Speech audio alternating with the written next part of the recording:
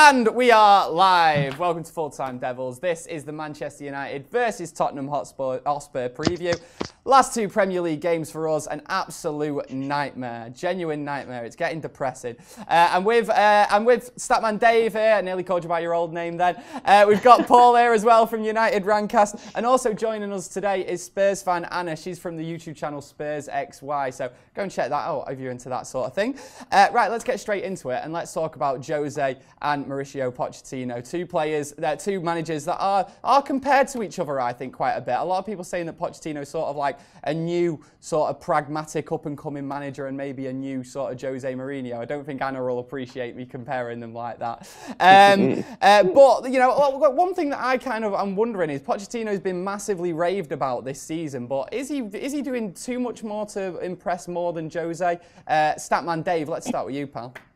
I think he's started really impressively. You know, the win last week against Liverpool was fantastic. I think Spurs have played slightly different than they have in previous seasons under Pochettino. It's usually quite high octane, quite pressing. They're now sitting back with the back five and hitting people on the counter-attack. So I like that from Pochettino. I thought the result at Real Madrid, the result against Borussia Dortmund, is showing that Pochettino is really growing as a manager and kind of going back to that pragmatism. Pochettino didn't have pragmatism last season. Now he's got that. So it's another string to his bow. But I think in terms of what Mourinho did last season, the Europa League and the obviously the League Cup as well as the Community Shield, it's a different type of sort of commitment from both managers. Pochettino again saying he doesn't want to win the League Cup, he doesn't want to win cups, he wants to win the Champions League and the Premier League. No. You know, sometimes you've got to be able to sort of swim before you can run across water in a way. So I think Mourinho's already in a great place. Pochettino will be a great manager. I think that's a sort of bold thing for him to be saying since he's not actually won anything so far. Paul, do you agree? Yeah, I mean, it's not as bold as saying you got to learn to swim before you can run across water. It doesn't matter how well you can swim, you still can't run across water. Just keep swimming until you become Jesus, basically. That's what Dave's saying. You know, it's the whole Pochettino, how much does he care about other trophies thing and how much is he judged by them, I think is really telling. Van Gaal was sacked while he was walking up the stairs to collect the FA Cup. Mourinho winning the League Cup and the Europa League isn't going to help him if United struggle in the league this season and next season. Ultimately, managers aren't judged on the basis of winning trophies. But, I mean, I don't mean they're not judged by winning trophies, but winning minor trophies. They're judged by how they compete in the Premier League and the Champions League, which is extremely aspirational for Spurs, obviously, because, you know, over the last decade, that's not been Spurs' place in the pantheon, but Pochettino is trying to change that, and he might find that he is undervaluing how much it would mean to fans, how much it would mean to players to just kind of lift some silverware. I think about it's a brilliant interview with Darren Fletcher by the journalist Graham Hunter on his podcast. It was one of the early episodes he did of his big interview podcast. And Darren Fletcher talking about completing the set by winning the League Cup was really moving. Like, he'd won the FA Cup. He was one of the few in the squad that had won the FA Cup. So Fergie wasn't going to play him in the League Cup final. And he said, I've never won that one. I'd really like to play. And Fergie played him. And you saw last season what it meant to Rooney and Carrick to complete the set with the FA Cup the season before. But yeah, I think it is. I think it's an issue that's often discussed in black and white, but actually there's a lot of grey area there. Anna, what are your thoughts on Pochettino's comments? I don't want to make this too much of a Spurs-focused thing, but I am curious because a lot of United fans would hear him saying that and it'd be like, what's he on about? You know, who do Spurs think they are? So what are your thoughts on it?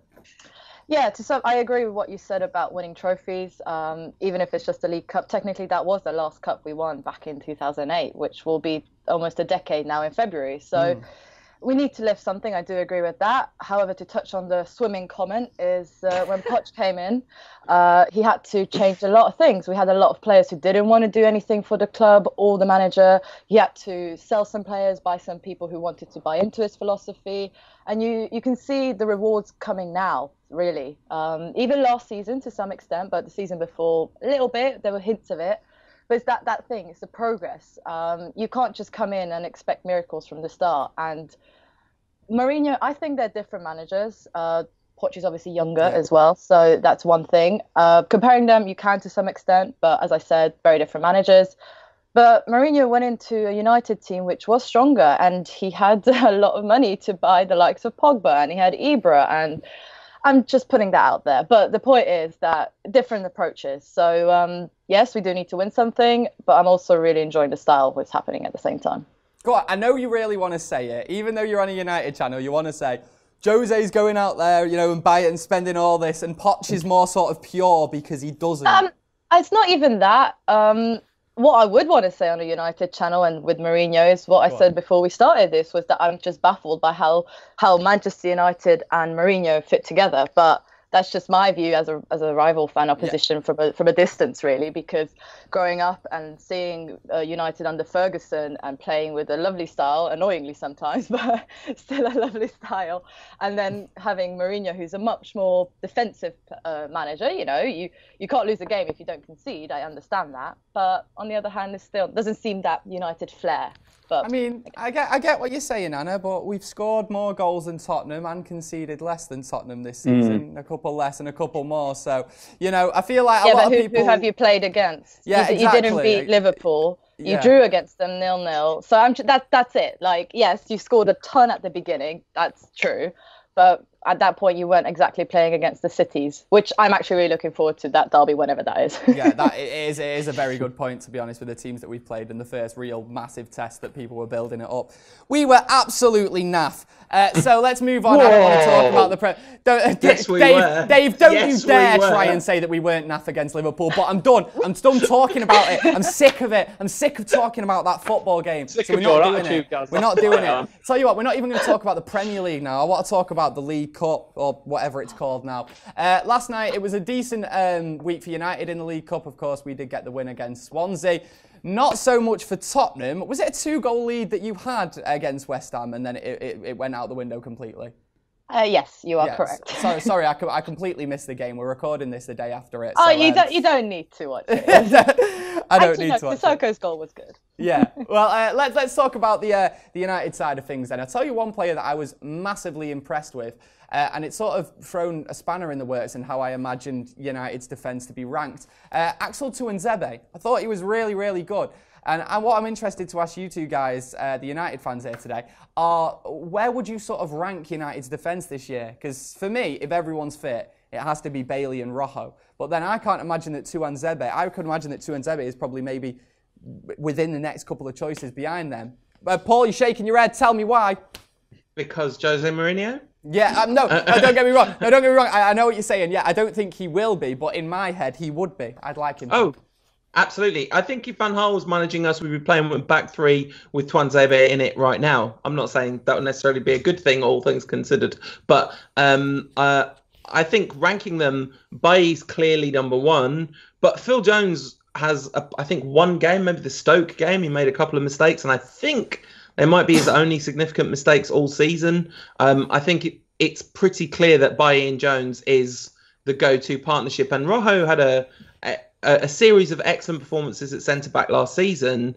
We'll see what happens when he comes back from injury, because it's a long, long layoff, isn't it?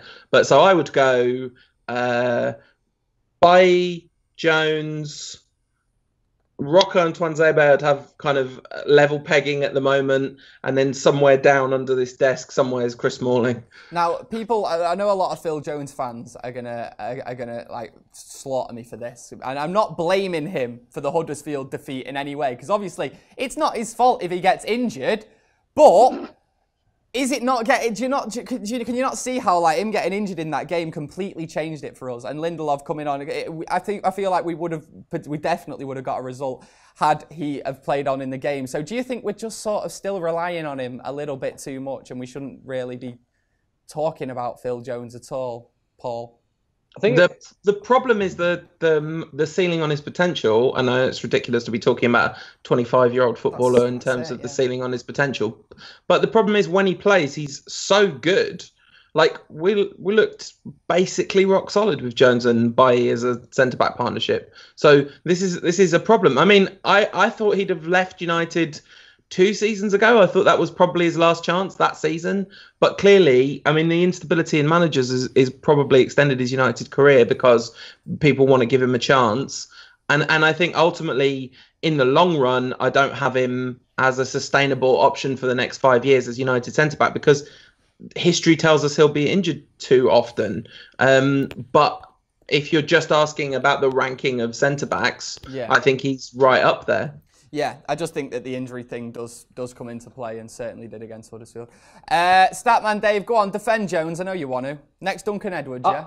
I think first up, you've got to, you can't really blame Phil Jones for being on the pitch against Huddersfield. I think that's a decision from Mourinho, and obviously him being injured on 20 minutes, that obviously blows that out of the water. And Lindelof comes on, he's not fresh, he's not ready to go, and obviously makes one mistake. I don't think the first goal is his fault at all. I think that's a one-matter thing. But also, if United systematically, they were terrible against Huddersfield. They failed to get the ball in between the lines. It just wasn't working altogether in terms of attack and defence. So whether it was Jones, whether it was Victor Lindelof, we would have lost that game, quite frankly. We weren't good enough. Huddersfield were fantastic in the transition, fantastic at pressing. So we can't take that away from them. But if you, in terms of the ranking that you mentioned before, I think this season Phil Jones has been the best. He's had the most interceptions, made the most clearances, made the most defensive actions. He's just been rock solid. I don't think he's had a bad game. I think Stoke, again, wasn't his fault. He was exposed in wide areas because he didn't have protection.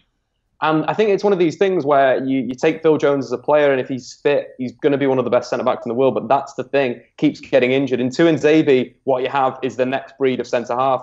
What he showed against sort of Swansea City was how he's quite similar to what Rio Ferdinand used to do with United. We saw that brilliant bringing the ball out the back, taking on about three players, playing out wide to Darmian. Darmian crosses, Lingard scores. We haven't had that from a Manchester United centre-half since Rio Ferdinand to do that sort of job so well. In the game as well, he completed 97% of his 68 passes. Again, a fantastic rate considering he was playing forward. He was trying to break the lines of the Swansea midfield. I think Tuanzebe, he has it all. He really does, and he needs to be playing week in, week out. I think it's something I said at the start of the season. If Tuanzebe can get a run of games, he'll be a starting centre-half for Manchester United. Quite frankly, with Bailly, with Jones, with their injury record, why not give him a shot now until the end of the season? Just play him every single week. Anna, going into this game, is there anyone in United's defence that you're thinking Spurs could exploit?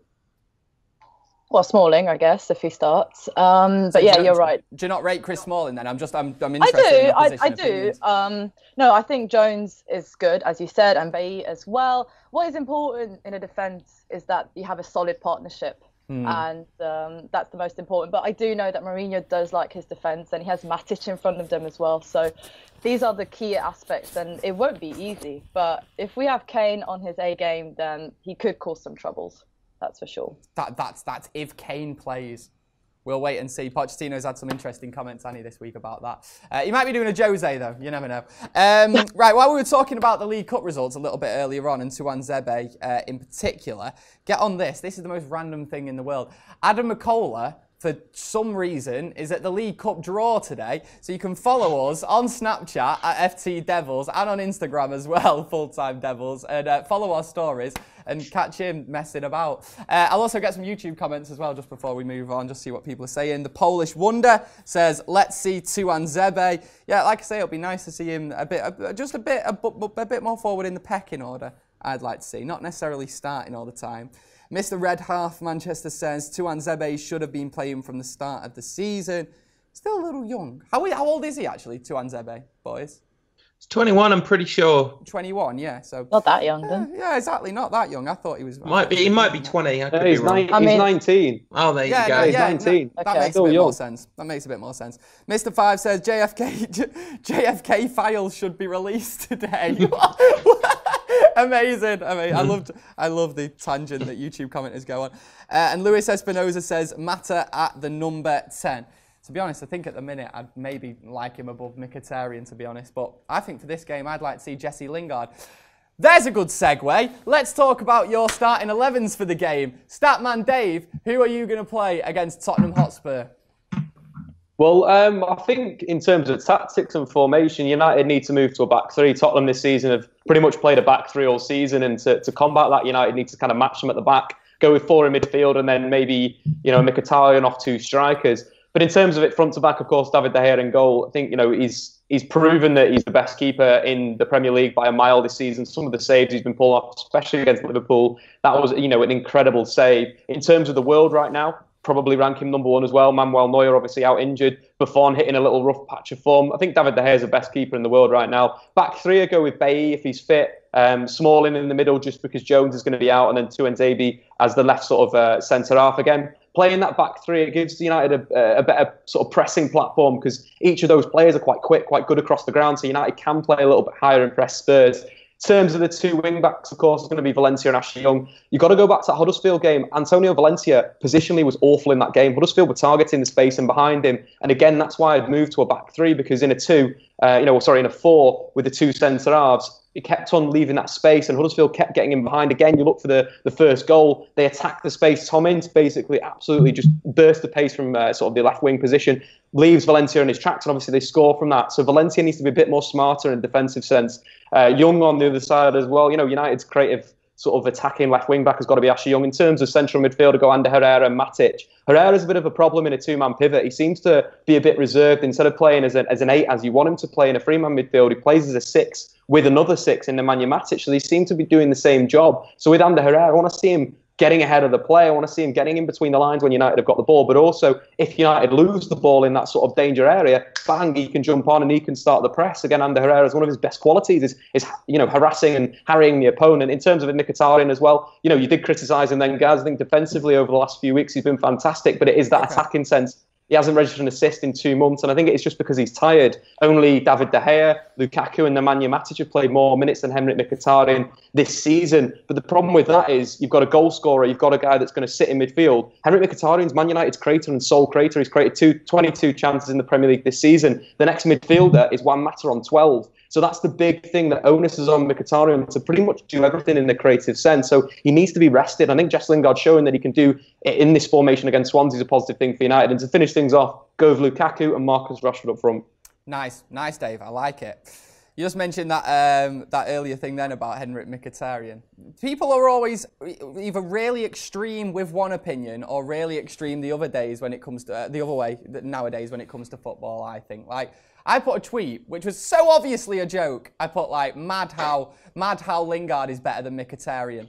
Obviously, I don't think that Jesse Lingard is a better footballer than Mkhitaryan. And even though I think that Mkhitaryan should be dropped for this game, that still doesn't mean that I think that Lingard is a better footballer. It just would do the lad good. I think Mkhitaryan will come good eventually, but at the minute, he's just not impressing me as much as Jesse did in the game against Swansea. Right, if you're watching this live, this probably won't be a thing for you, but if you're watching this a little bit later on, it probably will be.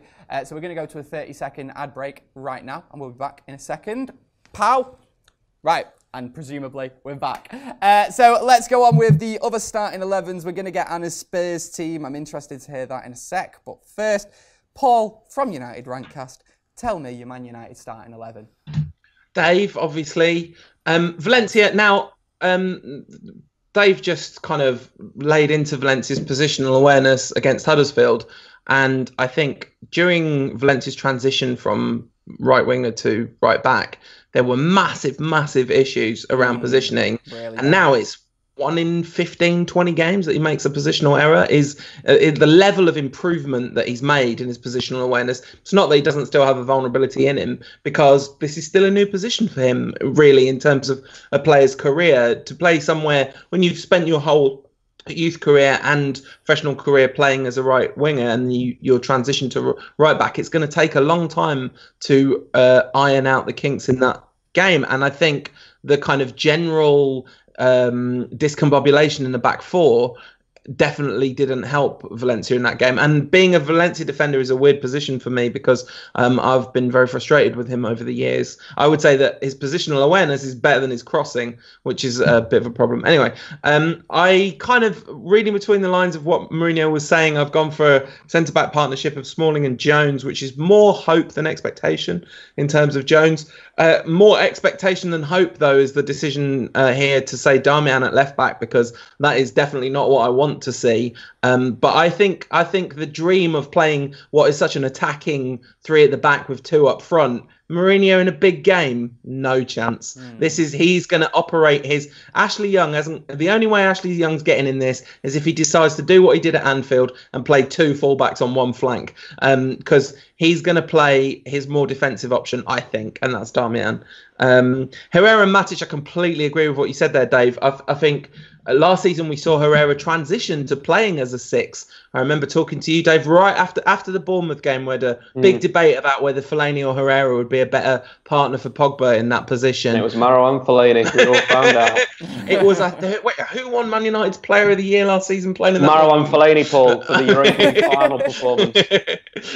But the thing is, now he's being asked to be. Last season he was being asked to be Matic. This season he's being asked to be Pogba, and it's a complicated thing. He's not handling the transition well. His form is clearly terrible, but we don't really have much in the way of choices. Oh my goodness, how much do we want Pogba back? Matic, obviously. I've gone for Mkhitaryan at number 10 just because he didn't play in the League Cup, and I think he has looked exhausted, and I think Pogba's absence has hit him the hardest. Because like Dave said, he is the entire creative impetus of this team, whereas when Pogba's on the pitch, he gets to share that role. You'd think he'd share it with Mata, and I still am confused by the fact that Juan Mata's been at United for 4 years when January rolls around, and I'm pretty sure he's played as an out-and-out number 10 less than you could count on two hands. And I'd like to see him there, but we won't. I've gone with him on the right. I wouldn't be totally surprised if Mourinho goes mega defensive. If this was away, I would be predicting a young start there, like he did at Anfield, to just be additional defensive cover, but completely useless in attacking situations as he was at Anfield. But I've gone with Mata, Rashford on the left, because I think he'll value Rashford's defensive tracking back more than Martial's.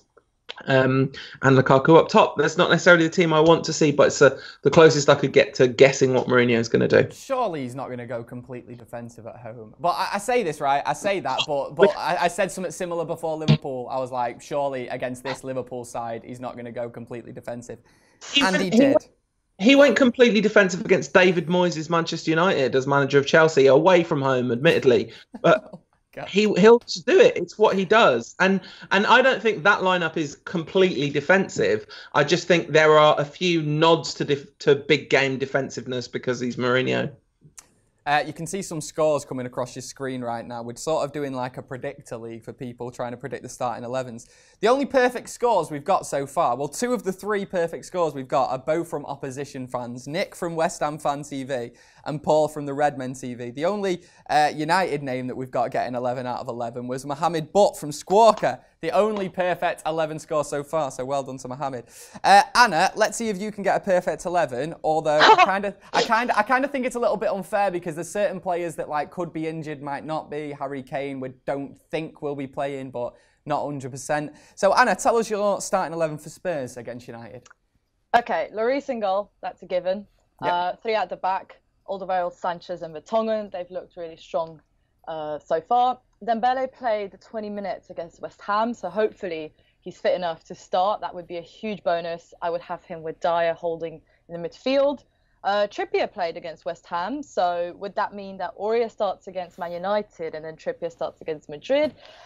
It's an interesting question. I originally thought Trippier could play against United and Aurier against Madrid, so right now it's like Aurier against United, probably. And then Davies on the left. Rose played 80 minutes. His pretty much most minutes he's played since January after his injury. It's nice to see him back. So he'll probably play against Madrid. Davies is back. And then up front, Kane, hopefully, Eriksen and Dele Alli to partner him. Anna, have you made any changes to your team since you let us know what your team was? Yes, Trippier to Aurier. That's the only one. Okay, sweet. Because I thought I sent that across before the West Ham game. Yeah. Then he played, so I'm thinking it's going to be Aurier now. It's cool. Just anyone seeing that on screen, that's I'm sorry. Difference. Yes, that's only difference. That's not a massive difference. Right, so Paul and Dave, tell me about Tottenham. Paul? It's a very open-ended question, but just tell me what you know. Tottenham Hotspur are a team who ply their trade in North London, or well, West London at the moment. No, I mean, Dave touched on it earlier, but I think the most impressive thing about Pochettino this season has been about tactical development, because he's done a lot of work with individual players. This was what he did at Southampton too. The level that he's got players to, who you would never have expected it, is super impressive. The thing that Fergie did, I'm not necessarily comparing the two directly, obviously, but the thing that Fergie did, maybe better than anything else, was getting players to play at the best of their level of ability. And Pochettino has done that consistently. Harry Kane is clearly an incredible player, but I think he's benefiting enormously from Pochettino's presence, as all of them are basically. Especially if you look at some of those defenders, Ben Davies, you wouldn't have rated him, before Pochettino. Kyle Walker, who's gone for 50 million quid in the summer. Like Daniel Levy owes Pochettino all that money. Like 40 million of that money should just go straight into Pochettino's pocket for development. But this season, they've really been more tactically adaptable, and that is so important, because the thing that cost them dearly in both of the last two seasons was an inability to be tactically flexible at crucial junctures, and the fact that they've added that to their game, frankly, given the way United are playing at the moment, is a big worry for me going into the game at the weekend. United will. I'm not saying I think Tottenham will win, because it's still. There's just too much cognitive dissonance. It's impossible for me to get into my head that Tottenham might be a serious threat at Old Trafford. I've had too many years of that not being the case. But Pochettino's tactical adaptability this season and the level of form and United's current form makes it all a bit of a worry. That's what I mean. We were talking a little bit earlier on about why we're so sort of apathetic towards Tottenham compared to a lot of other fans of the teams around us. And I've sort of got like an angel and devil on my shoulder, like the angel saying it's like, oh, it's because they always play good football and the fans aren't too hard work, and then the devil saying it's because we always used to wipe the floor with them. That's probably why we don't care too much. Statman Dave, tell me what's changed with Tottenham this year compared to last year. I think one guy that's come in is Davinson Sanchez, who played against United in the Europa League final. Last season was so impressive for Ajax, so quick, so mobile. But there was a lapse of concentration where he'd jump out their formation and he'd go and press in midfield. He'd really open up the back four. Delete, who was playing for Ajax as a centre-half at 17, used to cover so much ground for him. But at Tottenham, it seems to be eradicated. It just seems to have gone. And if you take that out of Sanchez's game, he's one of the best centre-halves in world football. I think so far he's gone under the radar because Vertonghen and Alderweireld set such a high standard, but Sanchez has come in and he's played at that same level. He's been fantastic. In terms of the guys that you could look out for, of course, it's that front three: Eriksen, Dele Alli, and Harry Kane. Obviously, they take different sort of positions up in different situations in the move. Kane can come deep, Ali can go in behind, Christian Eriksen can play make. So that's the worry. United have got to deal with these three players. I'd argue that Mourinho maybe should go man to man with them, just track them around the pitch, really sort of cut down their flow, have someone on their back at all times. I think you go with Harry Kane with a back three. I think that would work if maybe Chris Smalling would just man mark him, Bay maybe picking up someone like Dele Alli, and then leaving someone like a Tuanzebe to try and combat Christian Eriksen. Tuanzebe did very well against Alexis Sanchez last season, and again he's got a big challenge here if he starts. But of course, Kane is the main man. He's now banging form, top scorer in the Premier League, 8 goals so far, 4 braces. And they all have, 3 of the braces have come at home, 1 at Wembley. So Kane on the road this season is very, very dangerous. But if he's injured, if Dele Alli's injured as well, like we're led to believe in the press, that'll be a massive boost for Manchester United. Fernando Llorente versus Harry Kane. There's one player that I'd like to deal with, and there's one player that I wouldn't be too bothered with. I just wanted to come back on something that Dave said real quick there. You mentioned Christian Eriksen, who I think is another one of those absolute Pochettino success stories. When Eriksen moved to Spurs, there was a feeling that he wasn't... Well, he moved to Spurs, and that wasn't this Spurs. That was Spurs as they were a few seasons ago. There was a feeling he was just a nudge below the top level of playmakers. I'd argue now he's one of the very best playmakers in the Premier League. And you mentioned the job that Tuanzebe did on Sanchez last season. The very next game, I was at that last game at the Lane. I remember that, didn't he? Tuanzebe Mourinho put Tuanzebe on Eriksen, and it didn't work at all because Eriksen was much smarter than Sanchez, and he dragged Tuanzebe all over that pitch. He was at 6s and 7s in that game, so I wouldn't do that again. He's a very good player. We're going to cancel that, Mourinho. Anna, tell us about what the best thing about watching Tottenham so far this season has been and why United should be scared. Well, especially now, as you mentioned that, the away form has been outstanding this season. And as you said, the tactical awareness in some extent, the way we switched up our play, a normal high pressing game to soaking up the pressure from Dortmund, for example, the way we got that result against Madrid, the way we played against Liverpool. Okay, that was a home game. But away, we beat Newcastle 2-0, Everton 3-0, West Ham 3-2, Huddersfield 4-0. And then in the Champions League, Apoel 3-0. So our away form has been mind-blowing, especially compared to previous seasons. And there was a point where it was much better than our home form. So that's what's impressed me most this season. And that's why I've got a better feeling going into this United game. And you touched on the fact that when the devil was sitting on your shoulder saying that, yeah, you always wipe the floor with us. And yeah, I don't have fond memories of us going to Old Trafford either.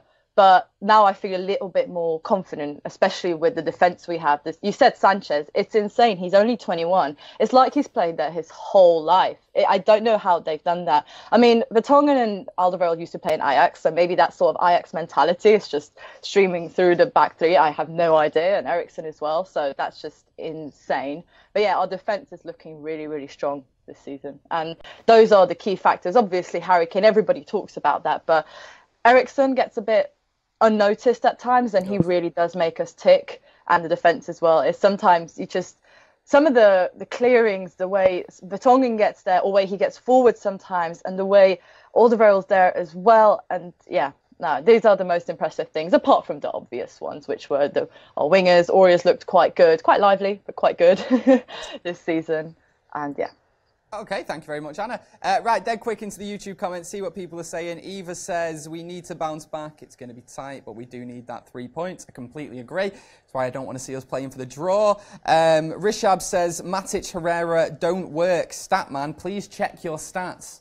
Check stats, Dave. You've been told. Don't need to check my stats. It's confirmed that it works. Yeah, it doesn't work. We agreed. Abhishek says, no parking the bus, please. Completely agree. Paul Lucas says, let's hope Marouane Zidane is back.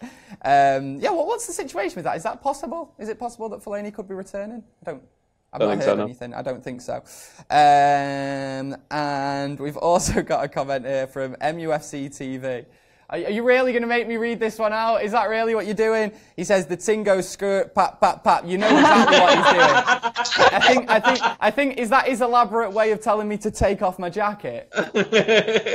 Because man's not hot. Right, score predictions. But before we get off then, let's start with Anna. Anna, what score do you reckon Spurs are going to win by then? I'm actually going for a draw. Okay. I'm going for a 1-1 draw just because I think it will be a really tactical game. I actually think Mourinho will set up really defensively. So it's just the Mourinho way, really. I think neither teams really want to lose this game, that's for sure. I know you want to bounce back and we want to keep our good away form and good form in the league, but I think that will just cancel each other out. And I personally believe it will be a draw. A tough tactical game, and I'm going to say 1-1. I can completely see a draw myself as well. Statman, Dave, dead quick, what's your score? There's been some requests in the comments for grass growing stats at Old Trafford. So I think it's every week the grass grows about a millimetre. That's what I've been told anyway. But in terms of the score, I'm going to go a solid victory for Manchester United. They're going to outplay Tottenham in a defensive sense, and it's going to be 1-0. Henrik Mkhitaryan with the winner once again. Paul, from United Rantcast, what are you saying, bro? I don't want to do this, but I'm predicting a 0-0 draw because I think Mourinho's going to pretty much approach this like an away game, given the injuries and everything else that's going on. And, I don't think Mourinho is a defensive manager. I think Mourinho is a manager who is defensive in big games. The reason that we've smashed a load of teams and scored a load of goals is because we played bad teams. Not in the sense that it's because they're bad that we've scored those goals, but because that gave us license to play a more attacking style because we're playing against bad teams. Gave Mourinho license to let the horses run free, as he said. He's not letting the horses run free in this one. Yeah. Can we forget that go on, Anna. Go on. Dave. Anna hasn't spoken enough. Anna, you get in. You say something before we get off. No, it's just one thing I wanted to touch on that. I saw on Monday Night Football, and a very interesting stat, that Mourinho's last 10 games against opposition top 6 sides, he's only scored 1 goal, which was that last game at the Lane, the 2-1. And that's both with Chelsea and United. So, yeah. Yeah. Oh, wow. I'll just finish things off by saying, why have we forgotten that Alex Ferguson used to play defensive agaget the bigger sides? Can I just say that goal that you were talking about, that goal that you were talking about, that was when we'd given up on the league, I think. So you can count, Dave, on the fingers of one hand the number of times Fergie played for a draw. Fergie played Right, you know what? We're not getting into this. We're not doing this. We're doing it. This is a whole of a video. We could do a whole of an hour-long video on this. Right, thank you very much for joining us today. Statman Dave, Paul from United Rantcast, and Anna from Spurs XY as well. It's a great channel. Go and check it out. Why not? Right, we're looking forward to the game. We shall see what happens. I've not even said my score prediction. I'm going to say 1-0 just to be a little bit different. Right, thanks for joining us. We're back next time. Laters!